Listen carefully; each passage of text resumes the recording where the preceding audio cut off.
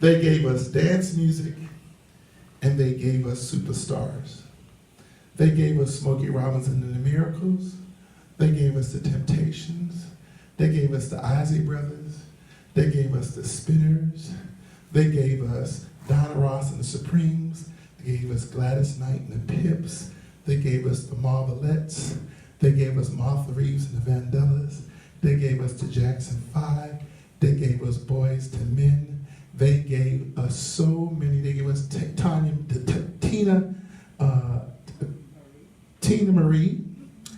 And they gave us the Four Tops. And they gave us Tata Vega. And they gave us, of course, Stevie Wonder. And who have I left out? There's so many more that they gave us that made a profound difference. Dennis Edwards and the Supremes. Dennis Edwards and the Temptations. They gave us, and we're going to do his Edwin Starr. We're going to do a song by Edwin Starr tonight. They gave us such rich performers. And tonight we're going to do the political side of Motown. And they gave us Marvin Gaye. I left out Marvin Gaye. They gave us Marvin Gaye.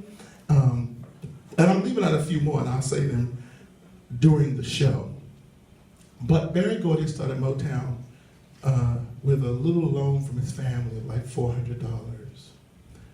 And he became the most successful record company owner of an independent record label in the world under racial segregation. When he traveled with a white man, and when they went to a hotel, the white man would walk up to the counter and say, "I'm Berry Gordy." And he would say, "Well, who's that nigga with you?" And he would say, that's Berry Gordy. And it'd be a white man at the counter. And he said, "We only got one room." He said, "Oh, my nigga sleep on the floor." Now, I only use that term in context historically. You'll never hear me use it otherwise. But I want you to understand that term and what it meant. And that's why many people say, "I'll never use it if I'm not using it in the historical context of what happened."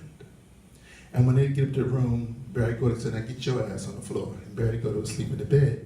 And years later, when they would go to the Grammys, you know, all those artists I just mentioned, they never won Grammy Awards until the later part of Motown in the late 70s. And they never won Grammys. Donna Ross and the Supremes never got a Grammy.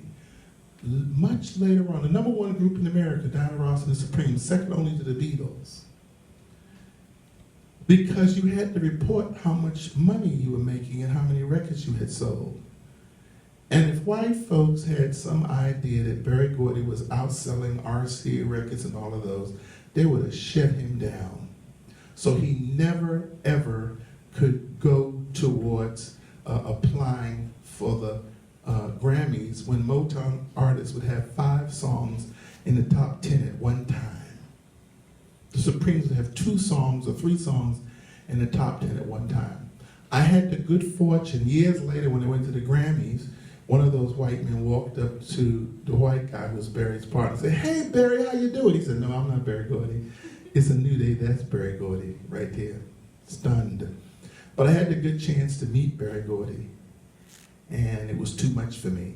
And I had a group of Berklee students to perform for him on Martha's Vineyard. And when he started to talk about me, I put my hands on my ears because I couldn't believe the wonderful things he was saying. Because Berry Gordy, if any of you have read anything about Berry Gordy don't give it no compliments. Not only the only people he ever complimented was Michael Jackson, Jackson 5, and Diana Ross. He liked all the other ones as we talked about, but he's not one of those producers and people who would just walk and say, "Oh, great, oh, nice."